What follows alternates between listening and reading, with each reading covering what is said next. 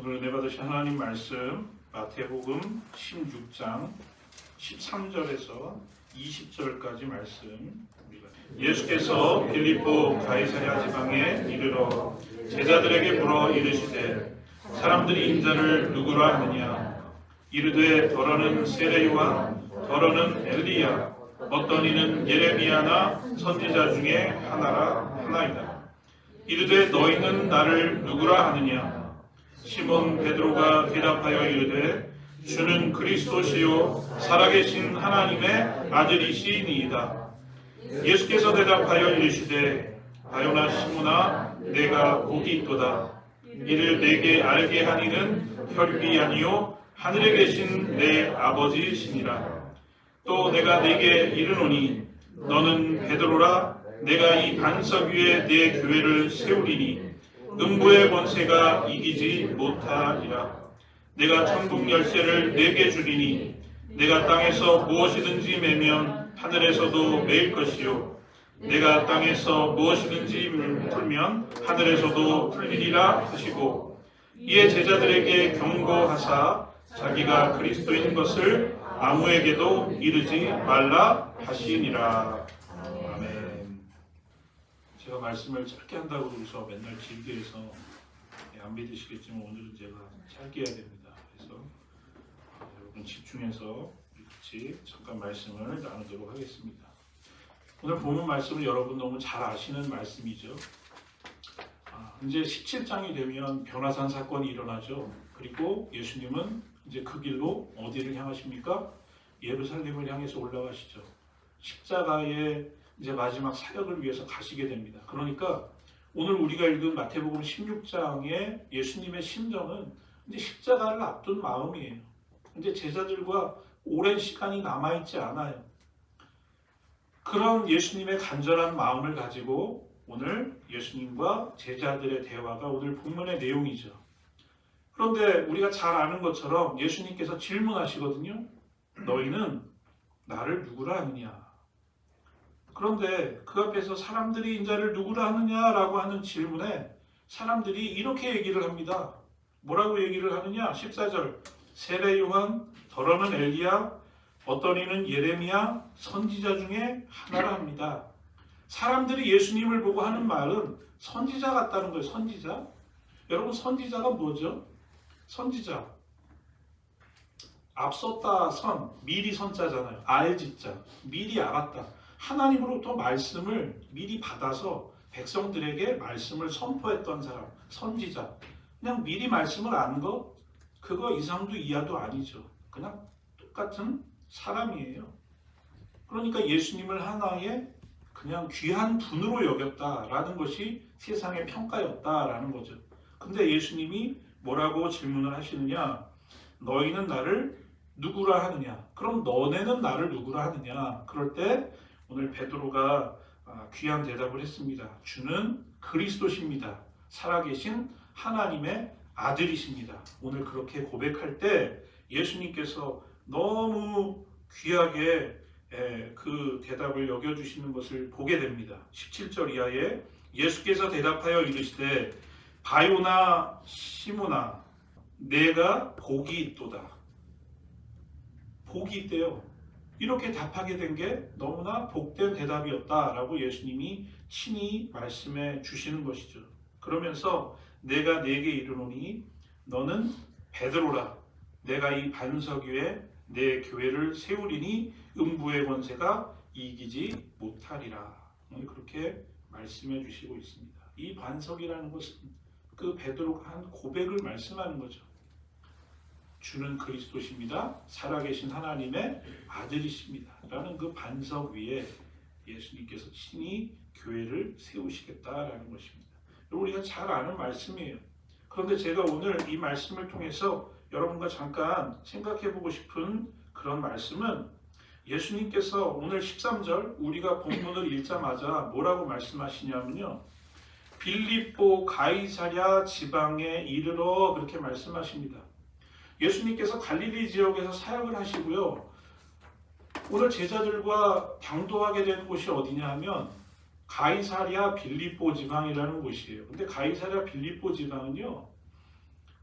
이제 예루살렘을 향해서 예수님께서 가셔야 되는데 예루살렘 또 갈릴리 지역하고는 정반대인 북쪽이에요. 맨 북쪽 끝쪽이 가이사랴 빌립보 지방이거든요. 그러니까 어떻게 보면 예수님께서 가셔야 하는 방향과는 정반대 방향으로 지금 가셔서 이 말씀을 나누고 있다는 것이죠. 가이사랴 빌립보 가이사랴 지방이 어떤 곳이냐를 그래서 생각해 볼 필요가 있는 것이죠. 가이사랴 빌립보 지방, 왜 가이사랴 빌립보라고 이름을 지었느냐? 예수님께서 태어나셨을 때에 그 헤롯 왕에게 아들이 있었어요. 근데 아들이 여럿이 있었는데 그 중에 하나인 이 빌립이라는 헤롯 빌립이라는 그 이제 가이사죠. 로마의 황제죠.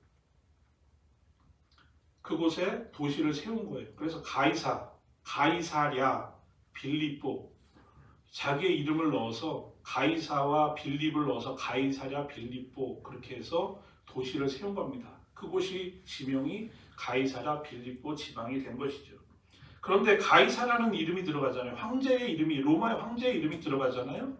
그런 도시들은요, 그냥 허벌판에 있는 지방을 그렇게 가이사의 이름을 넣어서 가이사랴 빌립보 지방이라고 하지 않는다는 거예요. 거기는 그냥 으리으리한 거죠. 항상 높은 곳 중앙에는 신전이 있고요.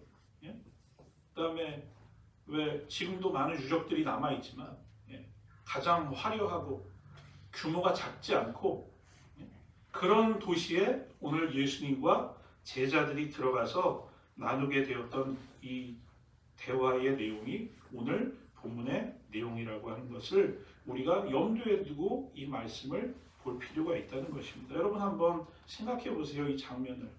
예수님과 제자들이 이 가이사랴 빌립보 지방을 들어갔을 때에 그 대비되는 모습. 예수님 뭐라고 그러셨죠? 나는 평생 머리 둘 곳조차 없었다. 예수님 말씀하시잖아요. 제자들도 별반 다르지 않죠. 광야에서의 삶을 사시는 제자들과 함께 하시는 그들의 모습을 봤을 때 이 가이사랴 빌립보 지방이라고 하는 이 황제의 도시, 어떻게 보면 계획 도시, 화려하고 또 우상이 난무하고 죄악이 난무하고 그곳에 들어가 계시는 예수님과 제자들의 모습, 그 대비되는 모습 속에서 물어보시잖아요. 예수님의 의도가 분명히 드러나죠. 세상 사람들이 나를 누구라고 하더니 세상 사람들은 뭐라고 생각하니 나를 선지자라 그럽니다. 그냥 하나님의 사람인가 봐요. 이렇게 사람들이 생각한다. 너희들은 나를 누구라고 하느냐. 오늘 4주년을 당한 오늘 우리에게 예수님께서 질문하시는 질문의 내용이에요. 너희들은 나를 누구라 하느냐. 우리의 고백 위에 교회가 세워져야 되는데 여러분 우리는 예수님 앞에 뭐라고 고백합니까? 제가 목회 편지에도 썼지만 이 가이사랴 빌립보 지방에서 질문을 받았던 제자들의 그 환경과 오늘 이 시대를 살아가는 우리들의 환경은 별반 다르지 않아요. 어떻게 보면 지금이 훨씬 열악하고 힘든 상황이에요. 그런 상황 속에서 예수님이 오늘 우리에게도 질문하시는 거예요. 너희들은 나를 누구라 하느냐. 그냥 단순히 경제적으로 어렵고 그냥 세상이 흉흉하고 힘든 게 아니라 이전에 경험하지 못했던 혼란스러움이 있고 외부의 적이 아니라 내부의 적, 우리 마음이 하나님을 알려고 하지도 않고 찾으려고 하지도 않고 오히려 믿는 자들이라고 하는 그리스도인들을 통하여 오히려 하나님의 이름이 디스그레이스 되는 이런 세상 속에서 오늘 하나님이 우리에게 다시 질문하시는 것이죠. 지금을 이 현대를 살아가는 우리들에게 너희들은 나를 누구라 하느냐. 세상의 권력, 힘, 돈, 아름다움, 말할 수 없는 그 템테이션, 우리를 넘어뜨리고자 하는 세상의 그 화려함, 그 빌립보 지방에 서 있는 예수님과 제자들의 모습을 상상하면서 오늘도 예수님이 우리에게 질문하시는 거예요. 너희들은 나를 누구라 하느냐. 여러분 그럴 때 쉬운 길, 넓은 길, 좋아 보이는 길, 화려한 길, 이 길로 가면 성공할 것 같고 잘 될 것 같은 그 길을 놔두고 초라해 보이고 아무것도 없을 것 같고 실패할 것 같고 좁고 죽을 것 같은, 그렇지만 그 주님 앞에 주님이 그리스도십니다. 주님이 메시아이십니다. 주님이 하나님의 아들이십니다. 그렇게 고백하며 나아갈 때 예수님은 그 위에 음부의 권세가 이기지 못하는 교회를 세우시겠다. 그렇게 말씀해 주시고 있는 것입니다. 여러분 오늘 우리 창립 4주년을 당해서 우리는 어떤 마음으로 주님 앞에 서 있습니까? 오늘 중요한 말씀을 하셔요. 베드로가 이 고백을 할 때 예수님께서 뭐라고 말씀하시죠? 바요나 시몬아 내가 복이 있도다. 이를 내게 알게 한 이는 혈육이 아니요 하늘에 계신 내 아버지시니라. 그렇게 말씀하시고 있어요. 여러분 제가 예전에도 말씀드린 적 있어요. 제가 부목사로 사역할 때 운전해서 막 어디를 가는데 갑자기 담임 목사님이 저한테 그러시는 거예요. 아유 박 목사님 목회가 울어도 안 되고 힘써도 안 되고 애써도 안 돼. 참 힘들어. 그리고 또 한 말씀 안 하셔요. 근데 그 짧은 그 한 말씀이 제 마음속에 팍 꽂혔어요. 제가 볼 때는 목회 뭐 큰 어려움 없을 것 같고 잘 되는 것 같은데, 여러분 우리의 영적인 생활이, 우리의 신앙 생활이, 우리의 구원의 삶이 내가 애쓰고 힘쓰고 노력해서 되는 것이 아니잖아요. 베드로가 오늘 이렇게 위대한 고백을 할 수 있었던 것은 전적인 하나님의 은혜요 성령의 도움이시였다는 사실을 우리는 잊어버리면 안 된다는 것이죠. 여러분 혹시 교회 달력 2월달 요번에 이렇게 넘겨서 딱 보셨어요? 우리 작년에 너무 많이 나눴던 말씀 딱 있죠. 에베소서 2장 8절. 너희는 그 은혜를 인하여 믿음으로 말미암아 구원을 받았으니 이는 너희에게서 난 것이 아니라 뭐라고요? 하나님의 선물이라. 한 달에 한 구절이라도 좋으니까 그래서 그런 생각했어요. 올 한 해 동안 그거 한 장씩 넘기시면서 말씀 최소한 12구절은 외울 수 있겠구나. 여러분 하나씩 외우세요. 요번 달 에베소서 2장 8절 말씀 너무 좋죠. 예? 그러면서 하나씩 외우세요. 달력 저 남은 거 있으니까 다 가져가셔서 막 다 붙여놓으세요. 화장실에 붙여놓으시고 해서 갈 때마다 읽으면서 외우세요. 여러분 구원은 하나님의 선물이에요. 우리가 애쓰고 힘써서 받을 수 있는 게 아니라. 그래서 우리는 어떻게 해야 돼요? 하나님 앞에 항상 겸손함으로 은혜를 간구해야죠. 은혜를 주세요. 올바른 신앙 고백 위에 설 수 있도록 오늘 이 하루를 살아갈 때 세상 속에서 살아가지만 주님이 그리스도시고 살아계신 하나님의 아들이심을 고백하는 삶이 되게 해주세요.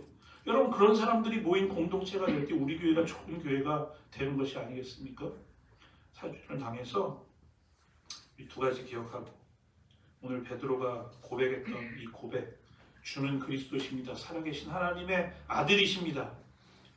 여러분 그렇게 고백하면 죽을 것 같은 세상 속에서 우리는 그렇게 고백해야 되는 성도라는 사실을 여러분 잊지 마시고, 그 고백은 내 힘으로 되는 것이 아니라 성령께서 우리와 함께 하실 때 우리로 하여금 고백되어질 수 있도록 도와주신다는 사실을 기억하고 겸손함으로 주 앞에 나가심으로 우리의 범사의 삶을 통해서 우리 성도 모두가 다 하나님 앞에 이 고백으로 반석 위에 세운 우리 주사랑교회가 될 수 있도록 여러분 그렇게 주의 은혜를 구하며 나가는 저와 여러분 다 되실 수 있기를 주의 이름으로 간절히 축원합니다.